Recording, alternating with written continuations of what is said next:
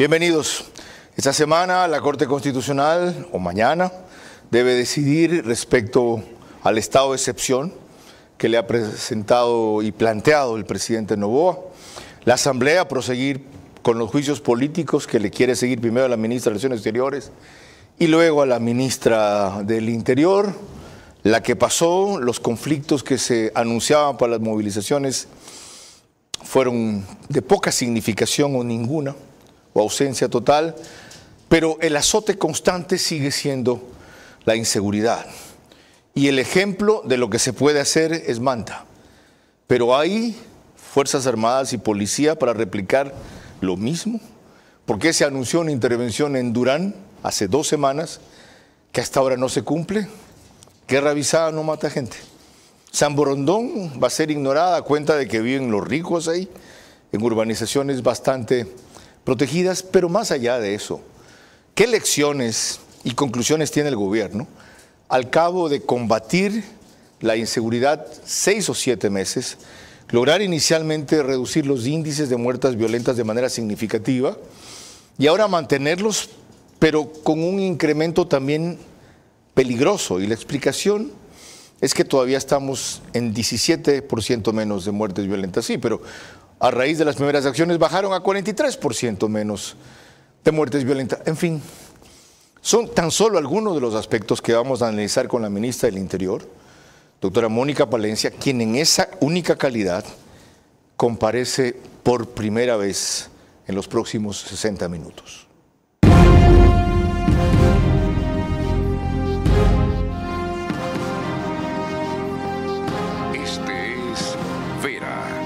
Su manera. Un comunicador que desde 1975 ha sacudido la televisión con formatos y estilos polémicos, sin ocultar sus simpatías ni jactarse de objetividad, pues el periodismo de opinión siempre asume una posición.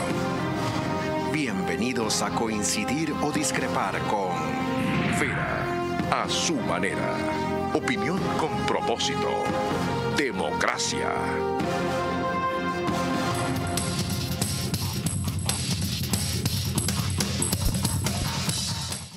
Buenas noches, doctora Mónica Palencia, bienvenida de vuelta. Gracias por concurrir. Usted siempre con una sonrisa. ¿Por qué sonríe tanto? ¿Está segura que no la van a destituir? Yo sonrío así me destituyan. Sonrío con la satisfacción del deber cumplido. ¿Qué sentido tienen los juicios políticos que están acelerando, tanto que desistieron de aquellos contra 3 exministros o funcionarios de Guillermo Lasso? Bueno, es la prueba de que no son juicios políticos, es la política de los juicios. ¿Le molesta? No, no. Creo que he podido a mis años tener la serenidad que da el reflexionar sobre los actos de unos y tener total serenidad de conciencia. No me molesta, me entristece, me decepciona, porque veo que lamentablemente no hemos alcanzado la madurez democrática, ni entendemos el gravísimo mal que se le hace al país, ya no a Mónica Palencia, al país como tal, al no tener el uso de las funciones para lo que fueron creadas. ¿Por qué le entristece si está contenta su colega de Relaciones Exteriores, Dalid, y dijo que ella comprende que tiene que rendir cuentas y será un gusto concurrir? No me entristece por mí, me entristece con un sentido de país. Me entristece porque la democracia requiere de mucha madurez y de ciudadanía. Y cuando encontramos que no hay el ejercicio de la ciudadanía en las funciones públicas, sino que se convierte la función pública en un instrumento para acceder al poder de una manera que puede llegar a denostar a los otros, es realmente decepcionante para lo que podría ser el futuro de un país democrático. ¿Por qué generaliza usted? ¿Por qué dicen las funciones públicas cuando solo es la mayoría correísta? Al parecer, votos por la censura hasta ahora solo tendrían de los correístas. ¿Por qué no singularizan? Porque aún no lo sé. Lo que estoy viendo es que ha sido la Asamblea como tal, sin protestas a la interna, que ha dado paso a eliminar los juicios políticos que estaban aprobados y que además han hecho que en un momento determinado se retiren firmas sin ningún procedimiento. Y hubo protestas por eso, porque ha vuelto la posibilidad de afirmar que no tenemos un tribunal de asamblea como tal que sea imparcial. O sea, el CAL no hace ese papel, pero tampoco tienen ustedes un bloque de gobierno que defienda este tipo de actuaciones del gobierno y cuestione con esa claridad o frontalidad cosas como la que usted está diciendo. Yo espero que sí. Yo espero que sí, por eso hablo de la madurez. En ocasiones no es fácil sostener. Son 43, hay 2 o 3 que pesan. Valentina Centeno, ahora Ramiro Vela, que estuvo aquí la vez anterior, y alguno más. El ejercicio de la actividad pública también es producto de un aprendizaje, no solo de la intencionalidad, no es fácil. Usted dice no es juicios políticos, sino la política de los juicios. Así es. Ese es un derecho de la Asamblea. Claro, pero una cosa es tener el derecho a fiscalizar y el otro a hacer evidente, además totalmente evidente, que lo que hay es una persecución política. ¿Por qué? Porque si se está dispuesto incluso a violentar los procedimientos, retirando firmas que no está establecido en ninguna parte del procedimiento, bien por las personas que ya no van a ser juzgadas, bien por ellos, no voy a hacer ningún tipo de afirmación ni de personalización, porque el país conoce exactamente la situación. Pero el hecho de que ya venga un tribunal totalmente parcializado rompe toda la estructura del juzgamiento. Vamos más allá. ¿Por qué hay esa persecución política? Es clarísimo, desconozco las razones. Eso tendrían que contestarlo los señores que están al frente de hacerlo. ¿Contra quién hay esa persecución política? Yo podría decir, así literal, contra mí. ¿Quién es el brazo político del crimen organizado en la Asamblea? No lo sé. Ah, usted no lo sabe. No lo sé. El correísmo. ¿Y quién está combatiendo el crimen organizado? Nosotros estamos con todo, frontalmente combatiendo el crimen. Entre otras, usted. Sí. ¿No encuentra ahí la razón? ¿No encuentra ahí la razón lógica? No, usted lo ha dicho, Carlos. Yo tengo que ser totalmente objetiva y yo no transo con nadie. Nunca lo he hecho, y usted lo sabe. ¿Usted ha visto a qué tipo de asambleístas tuvo y tiene el correísmo? ¿Cómo proceden ellos con indulgencia, indiferencia o benevolencia con el crimen organizado? ¿A quién llevaron a la comisión de fiscalización que era parte del crimen organizado como su aliado Wilman Terán? Y todavía me dice que no lo sabe. A ver, lo que estoy diciendo es que hasta que yo no tengo pruebas, yo nunca firmo nada. Ah, y yo estoy hablando sin pruebas. No estoy diciendo Pues eso. son cuestiones públicamente evidentes. Claro, usted me lo dice o me lo pregunta. Cuando digo esto es que usted comprenderá. Le pregunté si usted sabe quiénes son y me dijo no lo sé. No, yo no lo sé. Cuando digo yo no lo sé es porque no puedo empezar. O no lo quiere decir. No lo puedo empezar a particularizar. Como lo dije en alguna porque yo tengo que mantener objetividad. Soy la ministra de Interior. Usted ha tomado un lado. Está del lado del gobierno, está del lado de los inocentes, está del lado del combate al crimen organizado, está del lado de la policía. Usted no puede ser objetiva. ¿Objetivos los jueces, señora ministra? No, tengo que ser objetiva. Esa es mi obligación jurídica. Y yo tengo que combatir. No está litigando como usted suele litigar en un tribunal, por Dios, está representando a un gobierno y quiere ser objetiva. Estimado Carlos. Yo sé que me aprecia. Sí, yo más, aunque no lo parezca. ¿Ya? Y eso no es lo que debo demostrar en la entrevista a usted. ¿Y usted lo entiende? Yo lo entiendo perfectamente, por eso voy a contestar. Justamente porque tengo que combatir el crimen organizado, tengo que mantener la objetividad. O porque la pueden matar mañana más rápido de lo que la quieren matar ya. A mí me pueden matar en cualquier momento. La quieren matar ya, usted lo sabe. Así es. Ok. Así es. Entonces se está cuidando. No, Carlos, no me estoy cuidando. Estoy cuidando al país. Estoy cuidando al país. Porque justamente no voy a caer en subjetividades para hacer aquello que tengo que hacer y tenemos que hacer como gobierno. No podía haber un mejor comienzo para una conversación tan dura e intensa como la de esta noche. Y que proseguirá. Les recuerdo nada más que nos pueden seguir por Facebook y YouTube de ver a su manera. También estamos en Extreme TV Cable, Canal 15, Vito TVO o 709, en ese mismo canal, si quieren alta definición. En DirecTV, el canal es 194, corresponde a Manavisión. Canal 9, señal abierta solo en Manabí. Domingo no está con nosotros RTU y por lo tanto los hogares no son 40,000 en cableras, sino 35,000. En Radio Centro 101.3 FM, en audio y en imagen para sus plataformas digitales. Candela con K, 89.3 FM en Puerto Viejo para todo Manabí. La Bonita del centro del país, también 89.3 FM desde Riobamba para Cotopaxi, Tungurahua y Chimborazo. Y en Quito nos reproduce Radio Sucesos, 101.7 FM. Líder en información en la capital, la República. Qué concentración para no equivocarme. Está bien. María Clara Triviño, bienvenida. Gracias, Carlos. Les recordamos a todos nuestros amigos que gracias a RTU estamos en todas las cableras, DirecTV, Canal 177, CNT, Canal 12, TV Cable, Canal 69, Claro TV, Canal 30, Cable Unión, Canal 9. A pesar de que el día domingo no nos reproduce, normalmente está junto a nosotros. Continuamos y veremos que ya que hemos empezado por el juicio planteado a la ministra del Interior y que avanza primero con el juicio a la ministra de Relaciones Exteriores, estas fueron las consideraciones que hizo el asambleísta Ramiro Vela, ahora de la bancada de ADN, el martes pasado, cuando estuvo en nuestro programa Ver a su Manera como entrevistado central.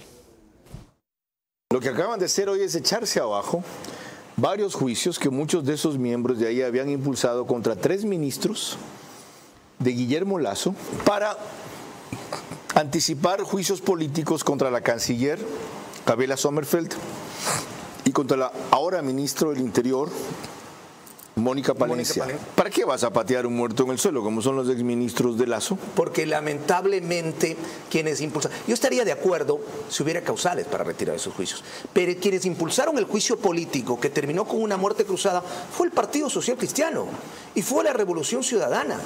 Quienes impulsaron estos juicios políticos fue la gente de esos partidos. O sea, no es que les dieron poniendo y hoy retiran las firmas. Y esos son los que exculpan ahora a los ministros de Lasso. Y esos son... Hicieron un juicio político que terminó con la peor crisis política de este país, con una muerte cruzada. ¿Qué hay atrás de eso? ¿Para qué quieren comer esos 3? Para llegar a esos juicios ya. ¿Y para qué quieren sacar? Acabo de recibir la convocatoria. ¿Para qué quieren sacar esas ministras? Acabo de recibir la convocatoria. ¿Sabe cuándo empieza el juicio contra Gabriela Sommerfeld? Mañana, a las 4 de la tarde. Así de rápido son. Mañana a las 4 de la tarde empieza el juicio contra la canciller. Se la van a comer en un mes. Y en un mes el juicio político contra la ministra del Interior. Como vimos ahí, el objetivo final pasa por usted, pero no se queda en usted. Pasa por debilitar al gobierno, pero sobre todo por consagrar la impunidad, porque el gobierno no les fue hasta ese punto en el acuerdo legislativo, cuando usted todavía era ministra de gobierno, por sacar a la fiscal del camino, manejar el concurso de la fiscalía, tomarse el Consejo de la Judicatura, en cuyo camino ya están. Hay un... parece mentira. Hay un nuevo defensor público que tiene que mandar una terna sobre donde debe salir otro más para el CJ. La que mandó la Corte Nacional la aprobó el Consejo de Participación Ciudadana y se excusó en ir el día de la impugnación alguien que iba a cuestionar al abogado Godoy vinculado a la defensa de una de las acusadas de manipular la justicia. ¿No ven ustedes que el juicio político a usted es parte de algo que apunta a tumbar al gobierno? ¿Cómo? No me pregunte. ¿Ya? ¿O a derrotar al gobierno? Claro, por supuesto que sí. Yo sé que yo soy una persona incómoda para ese tipo de componentes, obvio que lo sé. Simplemente basta ver las causales por las cuales se me pretende hacer el juicio político. Es algo tan ridículo que el juicio político se aprueba, por ejemplo, por el tema Embajada de México, lo que llaman la intromisión a la Embajada de México, y la semana pasada, por ahí alguien me comentó, había llegado una solicitud de un asambleísta de la Revolución Ciudadana pidiendo información, o sea, piden información una vez que ya se inició todo para el juicio político. Primero enjuician y después se quieren enterar. Exacto, entonces ahora piden información. Y usted no tuvo nada que ver con eso. Miren, a la ministra Palencia, Pedro, le pregunto esto antes, y lo estábamos chequeando hace poco. Entiendo que fue en la radio o desde la radio cuando le averigüé de este tema. Y vean ustedes lo que respondió. No sé por qué razón me tocó en la vida que todo el mundo cree que yo sé todo, o que yo decido todo, o que yo tengo la información de todo. Pero es una guerra una persecución para que Mónica Palencia informe cosas que ni siquiera le corresponden, que no son de su competencia.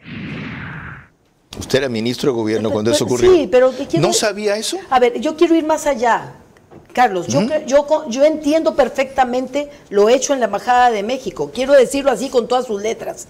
Soy mexicana de origen, tengo la doble nacionalidad y mi apoyo total al gobierno de Daniel Noboa. Entiendo perfectamente el por qué se tomaron decisiones tan duras y que espero que nunca se vuelvan. ¿Se tomaron? ¿Usted no? Yo no tengo la capacidad jurídica para tomarlo. Las tomó el presidente de la República. A ver, pero por favor, Carlos, quiero recordar que estábamos en conflicto armado interno, que estaba totalmente suspendidas las garantías que tienen que ver con la inviolabilidad del domicilio, que el domicilio de Jorge Glass, conocido durante meses, era la residencia de la embajada, que a nivel internacional lo que está prohibido y proscrito es la inviolabilidad de la sede. De la sede diplomática. De la sede diplomática. Que no es la residencia de la embajada. No es la residencia, pero más allá de eso, que lamento muchísimo todo, y que no había técnicamente la concesión de ningún asilo, porque el día anterior hubo por ahí un tuit que salió por parte de algún señor del correísmo, que decía, se ha decidido otorgar el asilo, que es muy diferente informar la decisión de otorgamiento. Y México que dice que se lo había comunicado a Glass, pero aún el solo hecho de comunicarlo no convierte formalmente el asilo en otorgado. El asilo político, el asilo como tal es un acto administrativo, que en México tiene una serie de requisitos. Y tenía que concretarlo de Cancillería a Cancillería, por ejemplo. Lamento muchísimo la situación que se produjo, la lamento, pero la entiendo. No, usted dijo la entiendo, además la justifica.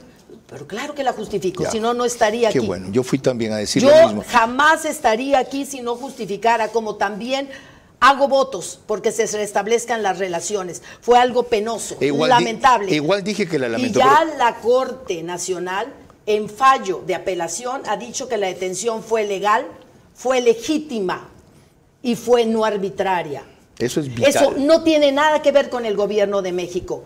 Al gobierno de México y a México no solo lo amo, lo respeto. Eso es vital. Ahora, policía, lo importante no es que a usted le parezca comprensible y justificable como a mí, usted porque es parte del gobierno, yo porque soy nada más que un miembro de la opinión. Lo importante es que la mayoría de ciudadanos lo respaldaron al presidente por eso, e incluso quienes eran muy críticos y siguen siéndolo, por eso se adhirieron a eso.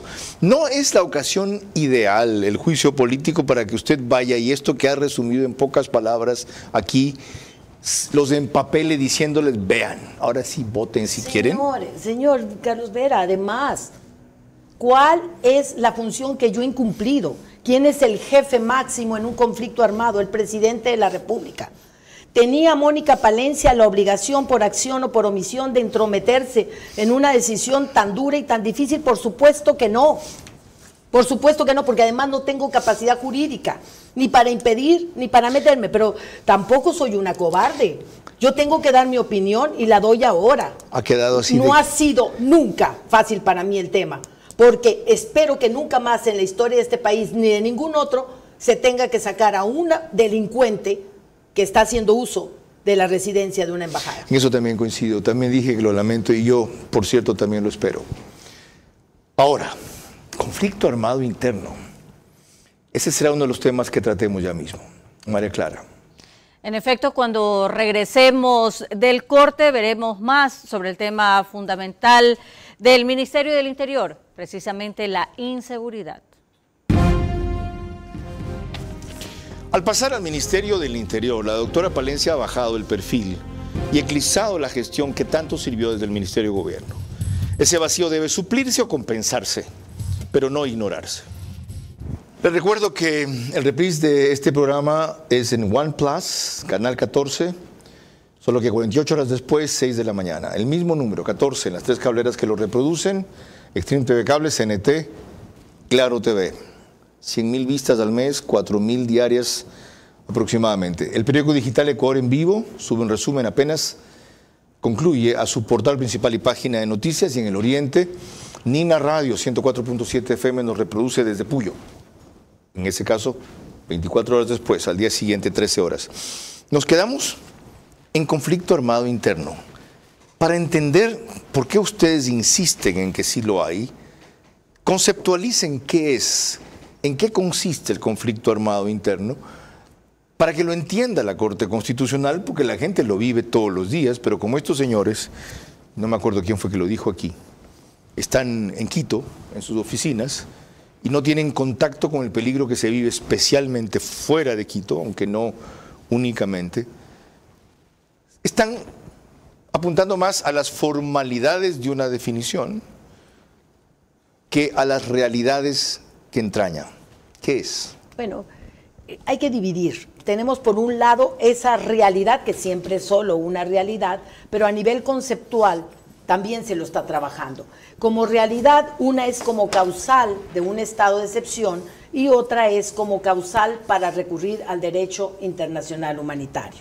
Explico esto para señalar que hay este conflicto armado interno en palabras sencillas para que el público lo comprenda, cuando hay un grupo armado organizado que tiene jerarquía, sistematización y busca atacar con una finalidad.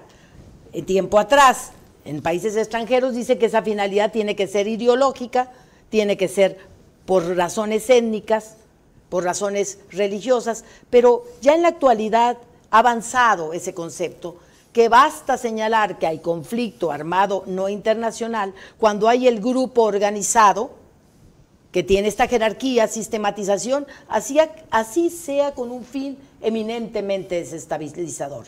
Y lo que hemos visto en algunos países es que se convierte en un instrumento para el fomento de las actividades ilícitas, para el narcotráfico, pero también para la amenaza y desestabilización política. Y eso es lo terrible. Es decir, las características de lo que es un conflicto armado interno ha evolucionado en función de una serie de variantes y la forma en que lo sigue evaluando el derecho tradicional, para no hablar de los sacrosantos jueces de la Corte Constitucional, sigue siendo la caduca, la tradicional de siempre, de antes, de atrás, como usted dijo textualmente, ya superada. Por eso fue necesario que llamen a este organismo internacional de juristas para que avale. No es tanto que sea ya superada, es externa. Nosotros tenemos que atrevernos a elaborar nuestras propias conceptualizaciones. Es un concepto que al nivel interno no lo tenemos trabajado y nosotros estamos creando jurisprudencia. Tenemos que crear derecho. ¿Precedente? Tenemos que hacer derecho. ¿Por qué? Porque tenemos una realidad. La realidad es que nosotros tenemos estos grupos armados innegables en su existencia y estamos proponiendo indicadores que todo mundo reconoce. Entonces puede parecer que es cierta la definición de la Corte Constitucional. No. En este mamotreto no habla de conflicto armado interno por ninguna parte. A ver. En esos tres términos no. Está conflicto armado interno. No internacional. Correcto. El conflicto armado no internacional, tenemos la propuesta de que se lo comprenda con dos indicadores que todo el mundo entiende. Los homicidios intencionales dentro de las cárceles, que todo el mundo sabe que hemos vivido hasta masacres, y que no han terminado los homicidios, han disminuido. Y el otro indicador clave es el número de muertes violentas por cada 100.000 habitantes. Pero además las tres características que usted dio para cuando se trata de esto de lo internacional. Un grupo que tiene una jerarquía, aquí no hay uno, hay varios. Ya, no solo uno, varios. Una sistematización en el ataque y luego que atacan con una finalidad. Sí. Ellos quieren derrocar al gobierno que los combate porque son socios a la vez de una parte política que los soporta. Pero Carlos, y es tan evidente que esta semana acabamos, la Policía Nacional, las Fuerzas Armadas, el bloque de seguridad como tal, de liberar a lo que yo llamo secuestrados. 49 hombres adentro de una mina ilegal en Ponce Enríquez detenidos. Ahora, ¿por qué no va alguien de ustedes y pide una audiencia y les explica esto? La audiencia está concedida, no para el Ministerio del Interior, pero sí va a estar representaciones de las Fuerzas Armadas, de la Presidencia de la República, Secretaría General Jurídica de la Presidencia, en una audiencia que es, no sé si martes o miércoles, convocada por la Corte Constitucional. Una cosa más me llama la atención. ¿Por qué en los anteriores pedidos de estado de excepción no se pusieron a cuestionar el conflicto armado interno y ahora sí? Exacto. ¿Por qué? No lo sé, porque los tiempos políticos cambian. ¿Los tiempos políticos cambian? Sí. ¿Sabe lo que está diciendo usted? Yo sé. ¿Está señalando que la Corte Constitucional procede según los tiempos políticos? No estoy señalando que la Corte Constitucional proceda según los tiempos políticos. Lo que estoy señalando es que en un momento determinado los tiempos políticos de la comprensión de conflicto armado no internacional varían. ¿Por qué? Le pongo un ejemplo. A veces cuando viene un estado de excepción, como el vino el 9 de enero, que habíamos pasado por esta intervención a una emisora de televisión, había un pánico social, entonces se reacciona comprendiendo el conflicto armado interno, pero después viene que hay un estado de excepción más y otro más y otro más, y el presidente Noboa sabe perfectamente y lo tiene claro, primero su obligación jurídica con el país de reaccionar ante la violencia, y sabe también que la presencia de estos estados de excepción es necesaria para seguir combatiendo. Señora ministra, qué importante que es, hablando de presencia, su presencia, y no solo aquí. Yo le reclamaba a uno de sus funcionarios que es apenas la tercera vez que viene en 7 meses. Sino en espacios de esta sección, más que de esta penetración, no solo para defender, como usted hace, los argumentos del gobierno, sino para explicarlos, para ver el sustento que hay atrás y no dejarlos en la simpleza de la oposición que los quiere minimizar. María Clara. En una entrevista anterior con nosotros, el 4 de abril, la doctora Mónica Palencia, nuestra invitada central de esta noche, reconoció que les ha tocado enfrentar cosas que a otros les correspondía y de golpe, de paso, a asumirlas por completo, porque no tienen otra opción y así lo harán siempre. Tengo muy en claro las metas que nos pone el presidente de la República, porque a nosotros como ministros, él nos hace un seguimiento muy especial y nos dice, estas son nuestras metas, ¿qué estás haciendo tú por lograrlo? Ahora sí, yo celebro su precisión más que su rectificación. Tenemos que trabajar por la erradicación de la violencia, el terrorismo y la corrupción. No se pueden echar ustedes todo el peso en año y medio de lo que no se ha hecho en 20. Nosotros no nos podemos echar todo el peso, pero nos lo estamos echando, Carlos. Sabemos que este es un momento histórico. A mí hay una expresión de Albert Toffer que me encanta. El futuro no es otra cosa que ese fenómeno que hace que el cambio invada nuestras vidas. Y con esa noción de futuro tenemos que trabajar de manera propositiva, optimista, para rescatar al país del estado en el que nos lo dejaron. ¿Por qué no han recibido los suficientes recursos internamente, externamente, logística, personal, implementos, etcétera, para estar a la altura de ese reto? Tanto que ustedes en el decreto de excepción dicen al principio, reconocen que la violencia ha crecido cualitativa y cuantitativamente. ¿Por qué? ¿Qué falta? Hemos recibido todo el apoyo del presidente de la República. Él está haciendo la de mago, igual que el ministro de Economía y Finanzas. De hecho, mañana él tiene una reunión aquí en Guayaquil con el ministro de Economía y Finanzas.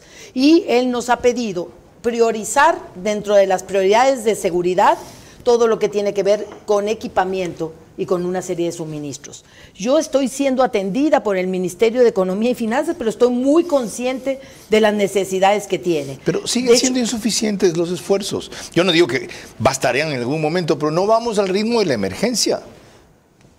Tenemos otras salidas, por eso yo sigo haciendo la invitación ¿Qué son? A que comprendamos, primero, que las personas, los ciudadanos, se beneficien de las posibilidades tributarias, de los créditos tributarios, del tener un 150% adicional de beneficio por aportes a la Policía Nacional en equipamiento y en suministros. Y cuando un alcalde como el de San Borondón les pone a disposición una serie de cosas, con tal de que le manden policías, ustedes no les mandan policías. Lo único que requieren es mándenos policías para las unidades de vigilancia, porque nosotros no tenemos la capacidad de capturar y de repeler.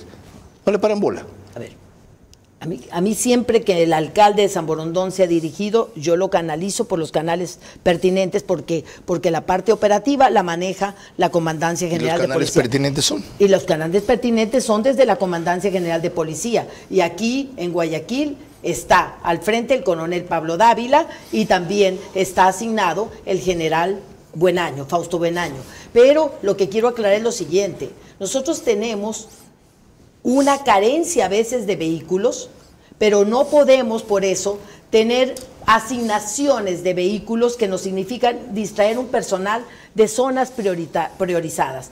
En este momento, San Borondón también es una zona de importancia para nosotros, como son muchas otras. Pero más lo es Durán, que yo mencionaba al inicio.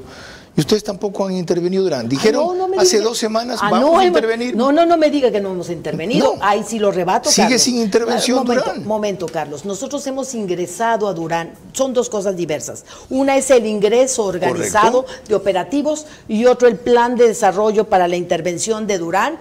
Y otro muy diferente es la planificación social. Hay un plan de desarrollo para la intervención de Durán. Estamos trabajándolo y el gran coordinador y articulador es el gobernador del Guayas. Pero quiero aclarar lo siguiente: estamos y hemos trabajado en intervenciones operativas, de tal manera que desde el 23 de junio, que equivale, si mi memoria no me falla, a la semana 24 del año, desde el 23 de junio que tuvimos la alerta de 10 homicidios, o 2 muertes intencionales por semana, hasta la fecha hemos disminuido a 4 por semana.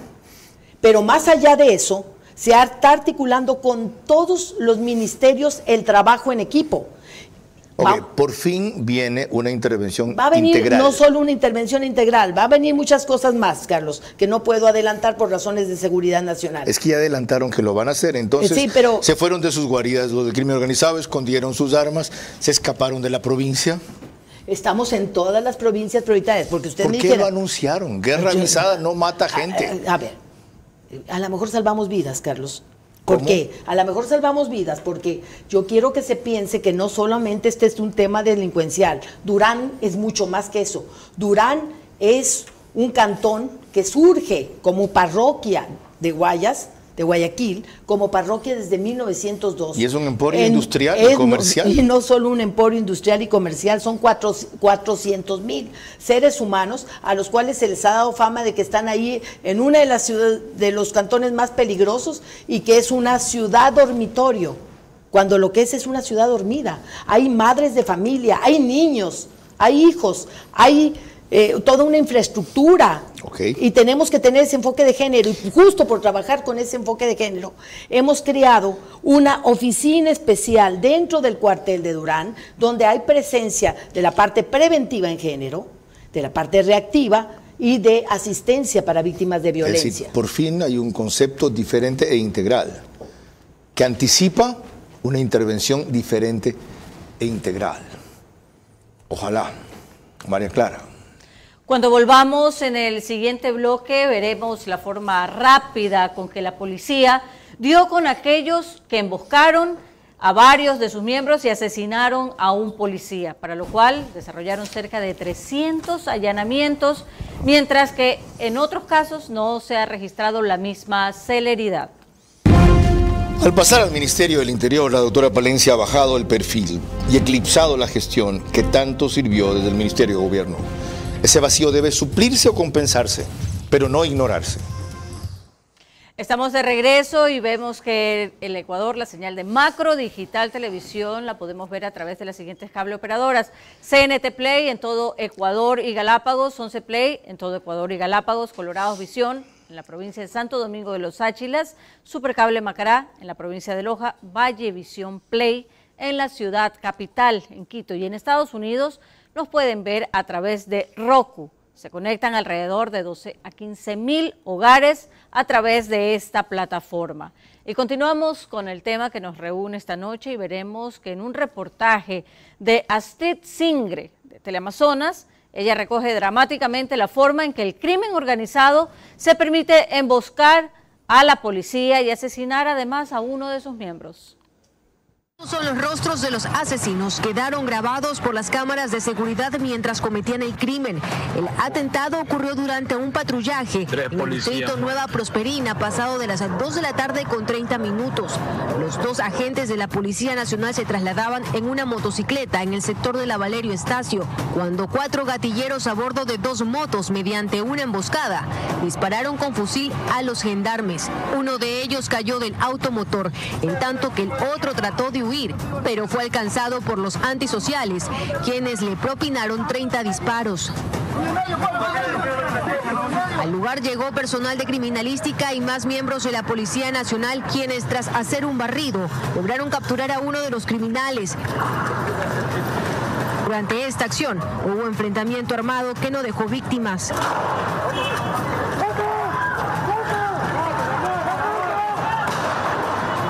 Esta cooperativa es parte del circuito policial Paraíso de la Flor, Distrito Nueva Prosperina, uno de los más peligrosos de Ecuador, que tan solo el pasado 10 de mayo registró 14 muertes violentas en menos de 24 horas. En el Distrito Nueva Prosperina, según información de la Policía Nacional, se encuentran asentados con mayor predominancia la banda terrorista Los Tiguerones, pero también se disputa esta zona la organización delictiva Mafia 18, brazo armado de los Lagartos. La policía no descarta que este ataque sea en respuesta a los operativos realizados en el lugar. María Clara Treviño decía al presentar o al anticipar este dato en el video anterior que hubo 300 allanamientos y entiendo que adhieron con el otro criminal y con la red. Formidable. Pero ¿por qué la policía parece emplearse a fondo más cuando afectan a uno de ellos que en general? La policía está trabajando muy duro en todos los ámbitos, pero nosotros tenemos que tener una reacción especial y específica cuando se agrede, se mata a uno de nuestros servidores, porque hay un poder simbólico también de por medio. Lo otro, ¿cuáles son las carencias más urgentes del momento para que la acción policial pueda ser más efectiva? Por ejemplo, ahí hay dos que patrullan sin armas largas. Podría llevarla el de atrás. Los dos van con Glock. ¿Qué se puede hacer? Estamos con un listado, por eso, de prioridades que mañana el presidente incluso va a revisar, pero también estamos buscando la manera de tener más inteligencia y mejor tecnología. Yo me he reunido la semana pasada con expertos de inteligencia que han entrado a ayudar en algunos temas específicos a la policía y con un experto específicamente en el área de tecnología para las investigaciones. ¿Usted está al tanto de lo que se ha revelado en las audiencias sobre el asesinato de Fernando Villavicencio? No hay ninguna novedad ahí. Ya antes establecimos, y en mi caso establecí, que hubo un nivel de negligencias, descuido, omisión, que podrían ser hasta complicidades en su asesinato. Cristian Ceballos mencionó a 2 o 3 oficiales, uno de ellos es nada menos que el actual comandante de la policía. ¿Qué se va a hacer para no blindarlos o protegerlos si tienen que rendir cuentas? Absolutamente eso. Nosotros no fomentamos la impunidad, pero tampoco adelantamos criterios en un ámbito que no nos corresponde, que es el judicial. La policía siempre tendrá una actitud de colaboración, a menos mientras que yo esté al mando del Ministerio del Interior. Y lo que tenemos es lecciones aprendidas. ¿A qué me refiero con lecciones aprendidas?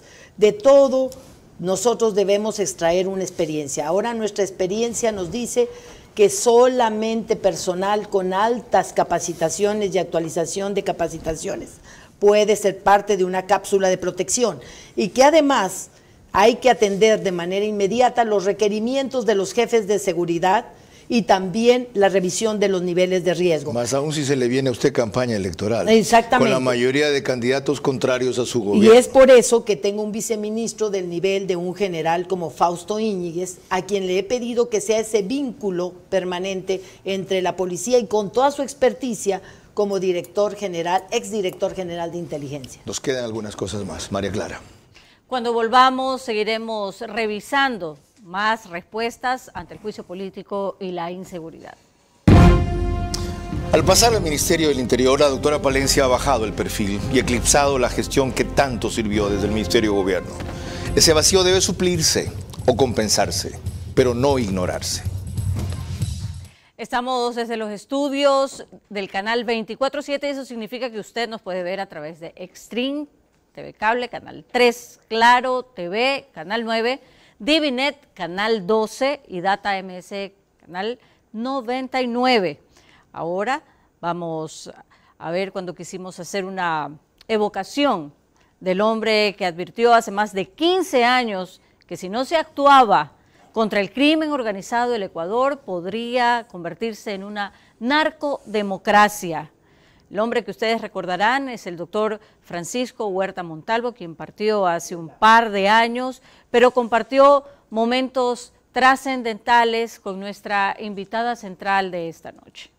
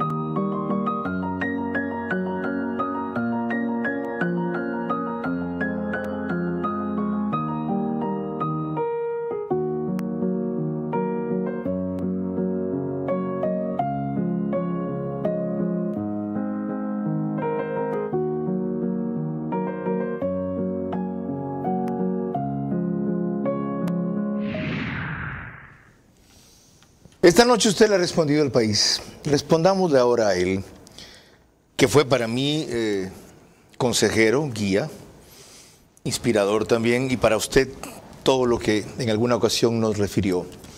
¿Qué le podemos decir a Pancho de los avances en esa meta que él le puso al país, que tanto tiempo se desoyó y recién se está empezando a emprender, como dijo María Clara, evitar que el Ecuador se convierta en una narcodemocracia? Carlos, no puedo hablar.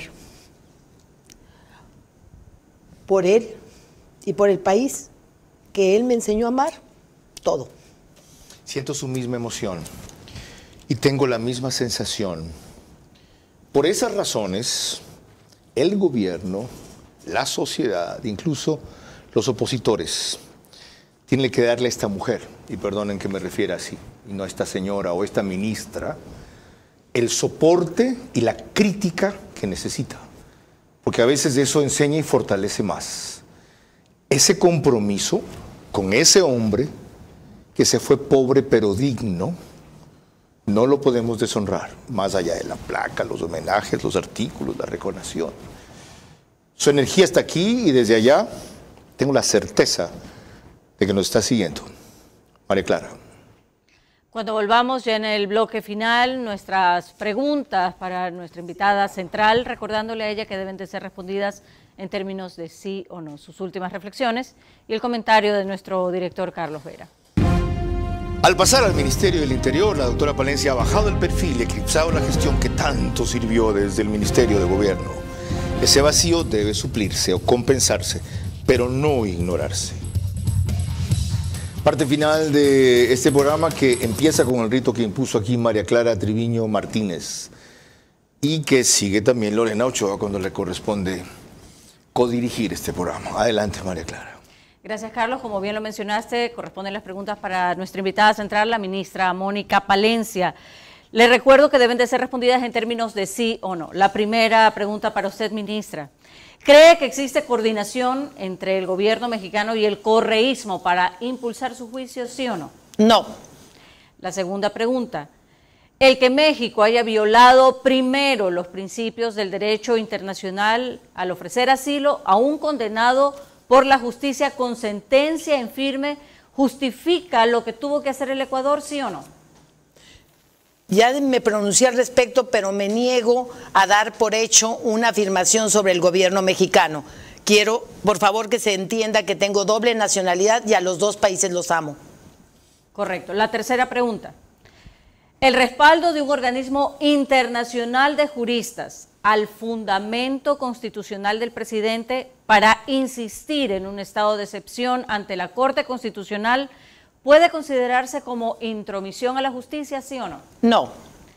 La cuarta pregunta. ¿Cree usted que el gobierno debería movilizar a quienes apoyan su gestión para reclamar directamente ante la Corte Constitucional y que así ellos sientan lo que siente la gente que está amenazada, sí o no? No, y debo aclarar, creo que están muy conscientes en este momento los integrantes de la Corte Constitucional de su deber histórico. Espero que reaccionen frente a él. La quinta y última pregunta. ¿Confía usted en terminar esta función pública junto al presidente Noboa hasta la finalización de su periodo, sí o no? No. Muchísimas gracias. Carlos. ¿Por?